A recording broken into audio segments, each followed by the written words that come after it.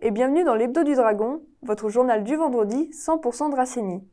N'oubliez pas d'aller visionner nos reportages sur YouTube, Facebook et le site de Canal D. Date importante aujourd'hui, le 19 mai 1802 a été créé l'Ordre de la Légion d'honneur en France, sous la décision de Napoléon Bonaparte qui souhaita récompenser les mérites des citoyens, civils comme militaires.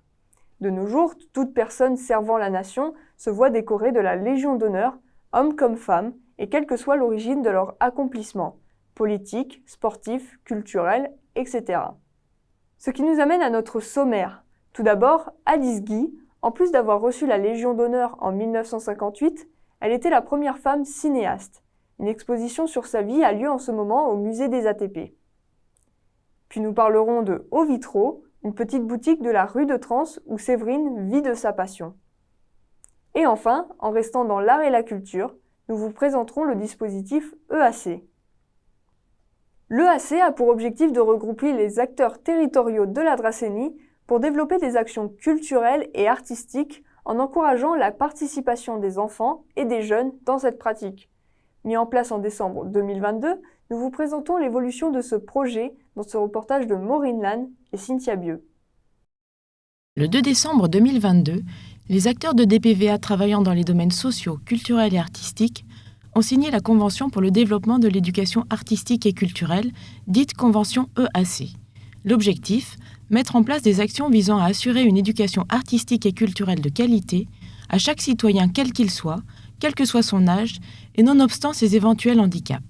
L'EAC, c'est l'éducation artistique et culturelle. C'est un dispositif mis en place par le ministère de la Culture et le ministère de l'Éducation nationale pour permettre donc à l'ensemble des jeunes dans leur parcours de vie, de la petite enfance à l'université, mais aussi dans leur environnement familial, l'environnement de vie, de pouvoir donc côtoyer l'œuvre, côtoyer les artistes, pouvoir aussi mettre en œuvre et participer à des pratiques culturelles, de travailler ensemble. Et surtout de pouvoir restituer un travail en commun. On se rend compte que donner à tous les enfants via l'école et dans leur vie de tous les jours accès à la culture leur permet d'ouvrir l'horizon, leur permet de diversifier leurs moyens d'apprentissage, leurs moyens de découverte du monde, et que la culture est aussi un vecteur de lien social. Des ateliers ont été mis en place durant cette journée afin que chaque acteur puisse exposer aux autres ses idées. Il en est ressorti la volonté de monter des projets artistiques et culturels transversaux, c'est-à-dire pour lesquels les structures et associations collaboreraient.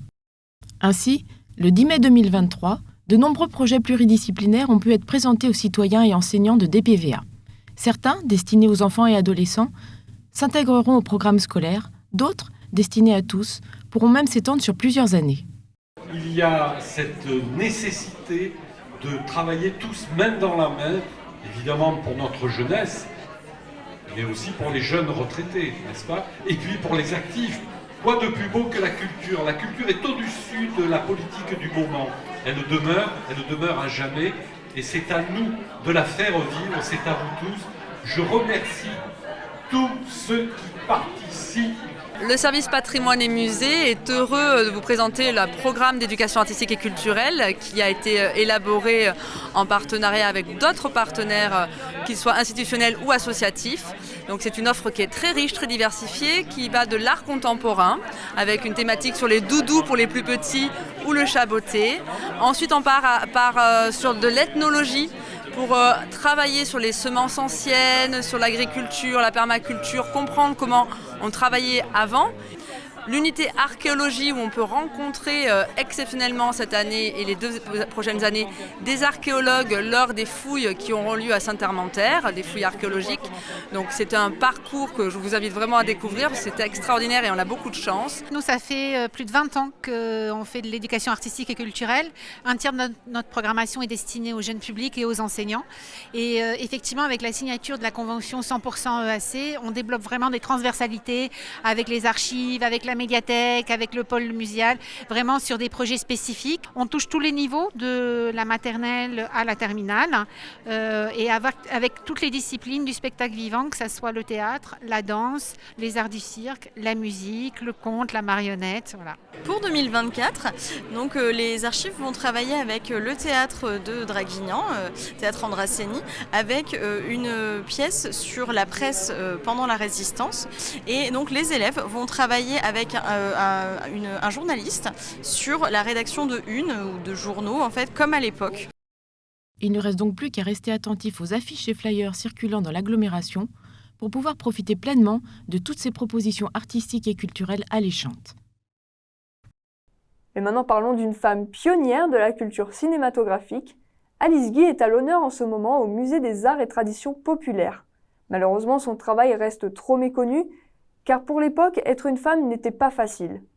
Vous pouvez retrouver son parcours et ses œuvres dans ce reportage d'Alicia Zejnula, Nicolas Natalini et Kylian Rambourg.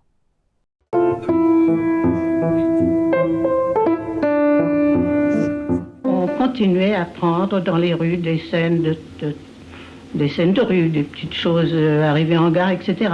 Et enfin, il me semblait qu'on pouvait faire mieux. Et j'ai proposé à M. Gaumont de faire quelques scènes de cinéma.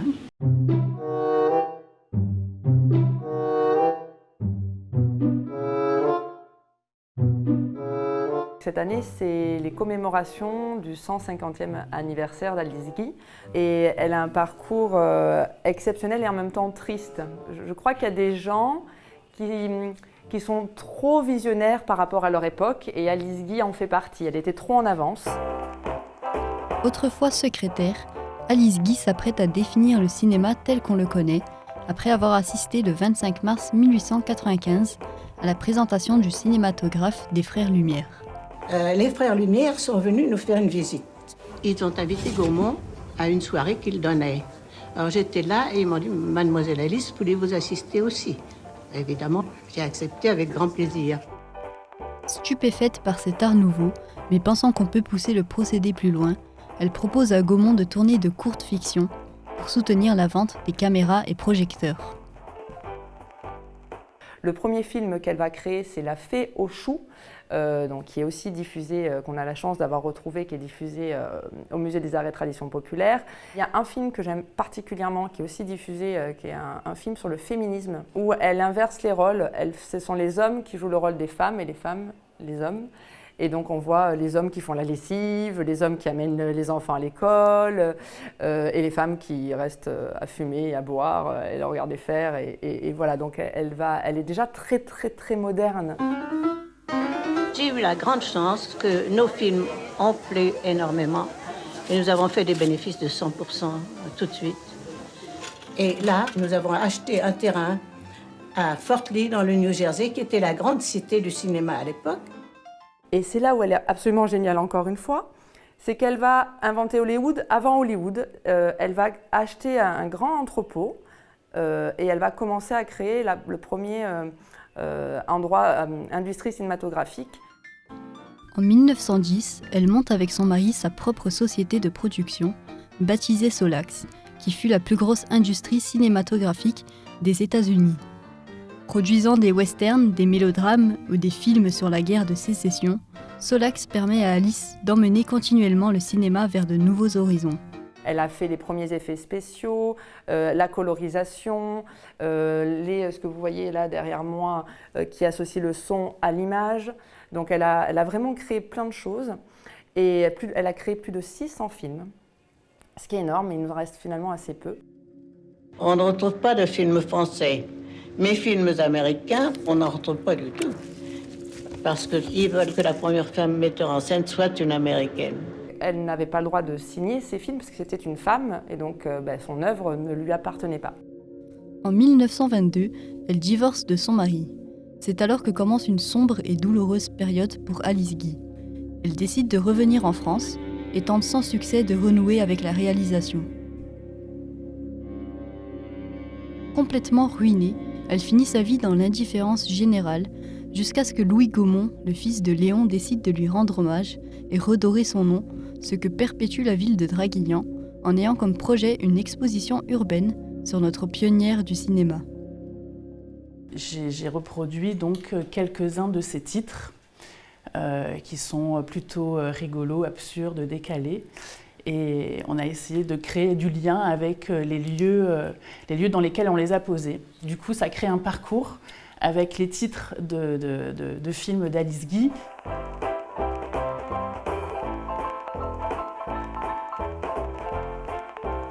Soyez naturels, c'est tout ce que je leur demandais.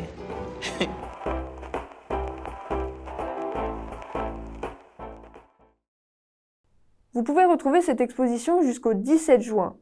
Mais passons à une autre femme artiste, dans la rue de Trans cette fois.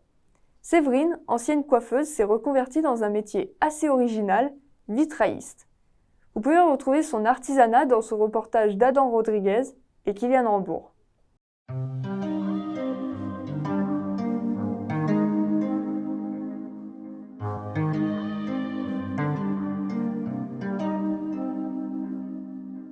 Après avoir effectué une longue carrière en tant que coiffeuse dans son propre salon et suite à l'arrêt dû au Covid, Séverine, artiste mosaïque amateur, s'est essayée à plusieurs formations sur le travail des vitraux, puis a décidé d'en faire son métier il y a 2 ans. Elle nous explique comment elle crée ses œuvres. Je commence déjà par établir un dessin que je vais calquer et ensuite chaque pièce sera numérotée, sera découpée à l'aide d'un ciseau 3 lames, ce qui donne en fait la différence qu'il va y avoir à la soudure avec l'étain.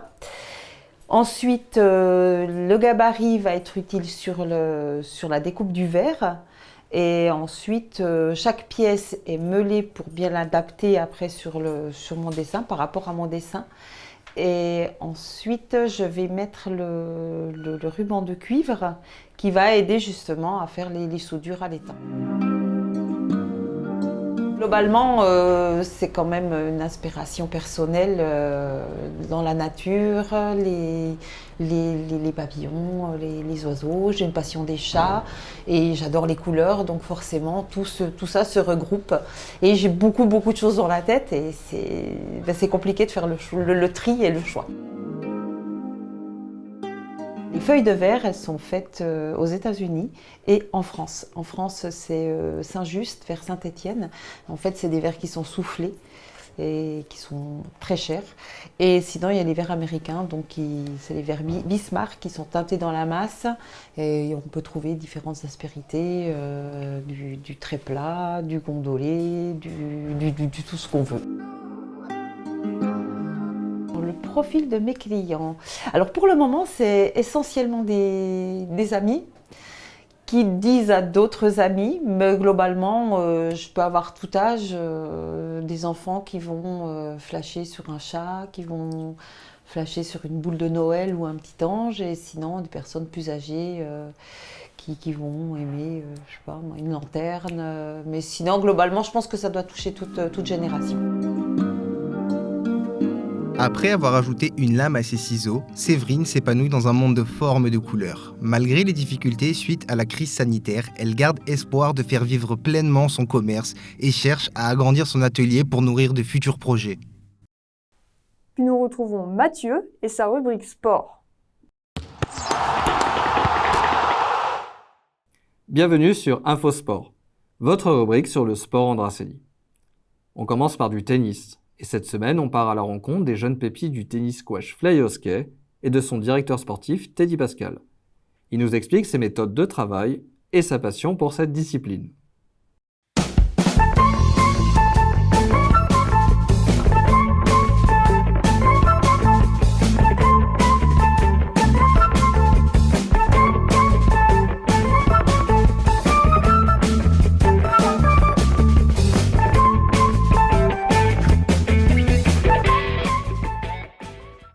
Teddy Pascal, moniteur de tennis au tennis et squash fly hockey, 44 ans et j'enseigne au club depuis une quinzaine d'années.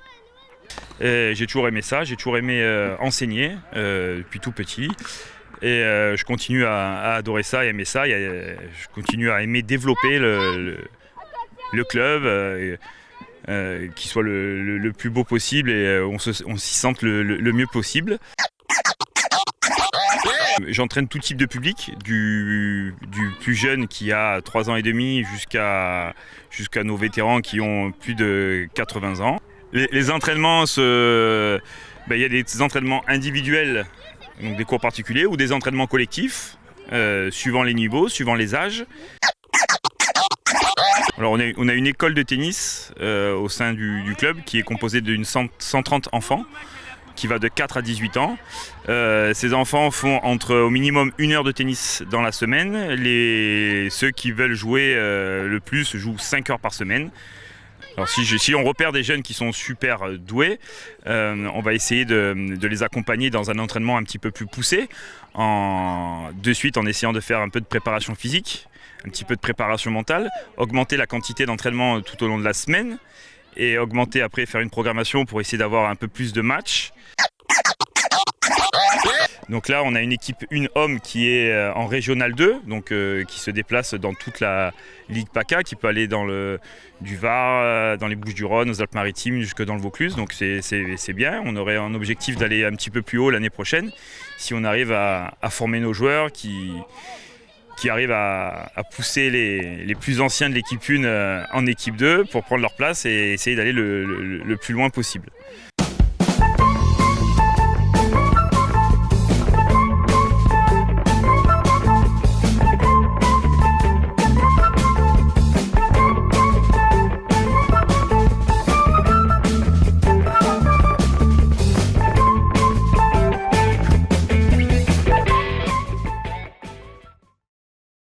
En handball, le DVHB jouait à domicile ce samedi face à Billers-Pau et l'a emporté 23-20 dans un gymnase Chabran qui affichait encore complet. Prochain match le 20 mai à 20h45 à l'extérieur face à Bourgoin-Jallieu. Je rappelle également qu'à partir du mercredi 17 mai et jusqu'au 22 mai, l'ABC Draguignan organise les 6 jours de Draguignan. Ce concours féminin et masculin de pétanque réunira plus de 400 équipes. Pensez à aller encourager tous ces compétiteurs. Allez, on passe au football. Le Sporting Club Draguignan, pour son dernier match de la saison, a fait match nul 0-0. Ce dimanche face à la Londe. Le club finit donc la saison à la 11e place du classement. Et pour finir sur une bonne nouvelle, la section féminine du SCD ouvre ses portes pour la saison 2023 et 2024, et dans plusieurs catégories. On leur souhaite un grand avenir. Voilà, c'était InfoSport, à la semaine prochaine. Alicia va maintenant nous parler des actualités de ce week-end. Mesdames et messieurs, bonjour et bienvenue dans l'agenda de ce week-end. Nous terminons la semaine avec un week-end plutôt festif, en commençant par une 23e édition de concours de danse, Interdanse organisée par l'Europe en scène. Une compétition qui réunit les clubs amateurs dans une rencontre amicale et qui chaque année est un très grand succès. Le concours aura lieu le 18, 19 et 21 mai au Muy. Et nous continuons du côté de Draguignan avec le premier salon de la bière artisanale, un salon divertissant pour se réunir entre amis ou bien en famille dans lequel la convivialité sera au rendez-vous, avec de nombreux food trucks et bien sûr un concert pour rester dans l'ambiance. Et tout ça le samedi 20 mai au complexe Saint-Exupéry de 11h à 23h. Allez, maintenant direction le village de Salerne pour faire le vide, mais pas n'importe lequel, le vide jardin qui aura lieu le 20 mai, avec bien sûr de quoi se distraire toute la journée, car de nombreux loisirs vous seront proposés. Et pour finir, la Fédération des Moulins de France organise les Journées européennes des moulins et du patrimoine meulier, les 20 et 21 mai du côté de Calas et aux Arcs-sur-Argence. L'objectif étant d'offrir au public l'occasion de mieux connaître l'industrie meulière et son histoire, à travers différents acteurs tels que les énergies, l'environnement ou bien les paysages qu'il a pu façonner depuis de nombreuses années.